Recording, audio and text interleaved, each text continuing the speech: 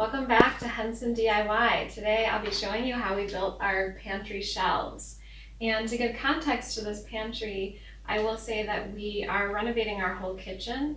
And in the process of renovating, we had a walk-in pantry that was across the kitchen on the other side. And it had a lot of storage, but it took up a lot of kitchen space. So we took that pantry out completely and we put in this corner pantry, which gives us actually more food space and takes up significantly less room in the kitchen.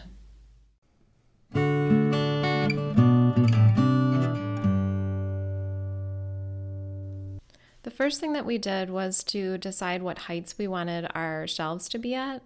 And we did that based on what kind of food we typically would store in a pantry, and you can decide that based on your needs. For us, we decided upon 9 shelves. The bottom, starting at the floor, we decided to have a significant amount of room from the floor to the first shelf so that we could store dog food and such. We made a mock-up in both SketchUp and Dimension, and that helped us to be able to visualize the shelf height. So our first shelf was 18, then we went to 12, then 10, 12, 3 10-inch shelves, and then our last one was 14. Ultimately, once we decided upon that, we took a level and we drew our lines to make sure that they were level, and that's where we're going to put our support pieces.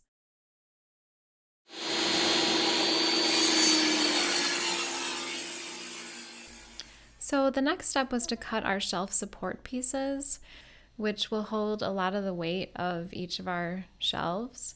And these pieces we are going to put right underneath the lines that we drew.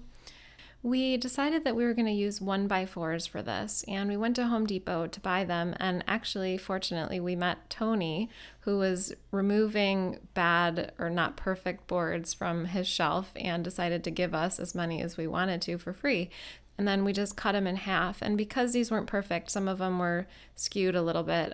Sometimes we only got 1x2 out of them, but that was fine for our case. We ended up with plenty. So apologize for the mess. We're doing a whole construction on our whole kitchen. After we ripped our 1x4s, we took them upstairs and measured and cut them to size.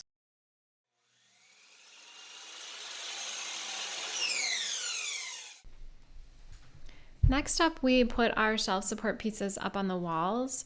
This part got a little bit tricky because we don't have studs in one of our walls, and the other wall doesn't have studs that are equidistant to each other.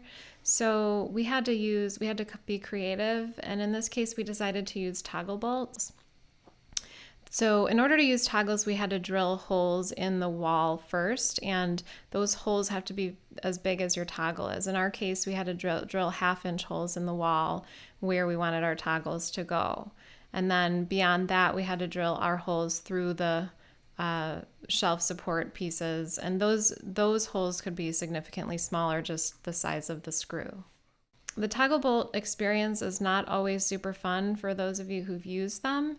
You have to know how much space is between your interior and your exterior wall, and that will help you decide what size screws to get for your toggle. If you're like most of the people in the world, you have studs in your walls that actually run every 12 to 16 inches.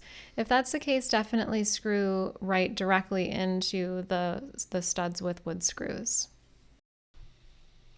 We finished installing the shelf support pieces and puttied the countersunk screw holes.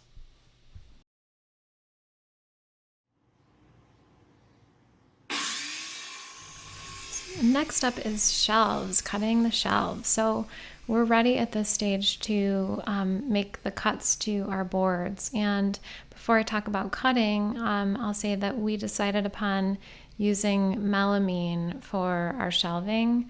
This isn't usually the decision that I would make. I like plyboard. I like hardwood as much as possible, but for these shelves, I would have preferred plywood. But we happen to be doing this during the pandemic when wood prices were enormous. So we decided to cut costs and use melamine. There's some pros and cons, which I won't get into, but one thing going back to cutting is that when you cut, you can chip the pieces off of the top of the board. And so to prevent this, we used blue tape or just any kind of painter's tape that's easily applied and removed. and this will help prevent some of the chips from happening. You will still end up with just a little bit, but ultimately in the end you won't probably notice it. I cut one board at a time, and this helped because the walls tend to be a little bit different for each shelf. So I would cut, 1, 2, or 3 pieces at a time, then bring them upstairs, make sure they fit, and if I needed to make any adjustments, then we would do that from there. Once we had all the pieces in, then the next step was to put our small straight metal brace brackets in, and that was going to hold both shelves together. If you notice that that's a corner, so this will hold the shelves together while we put the rest of the support pieces in. We used 2x2s for our support pieces, and we spaced them out according to just our taste and our eye, and also just to make sure that each shelf had at least one. Originally, we were planning on having each shelf have 2, but we thought that would be in the way of the food, and ultimately we're pretty happy with how it turned out. Once we got the brackets in place, then we used our nail gun to nail the shelf to the shelf support brackets. The last construction piece is putting the edges on for the trim. And for this, we actually used the same wood that we used for our shelf support pieces. We used the 1x2s, and we put them in place along the edge of the melamine. Once we were done putting the trim on, the only thing left to do was to sand and paint, and then put the caulking on. And we caulked all the spaces around the shelves so that it looked like one finished piece from shelf to wall. Thank you so much for watching, and if you have any questions, definitely leave them in the comments below. And if this video helped you at all, make sure to like and subscribe to our channel.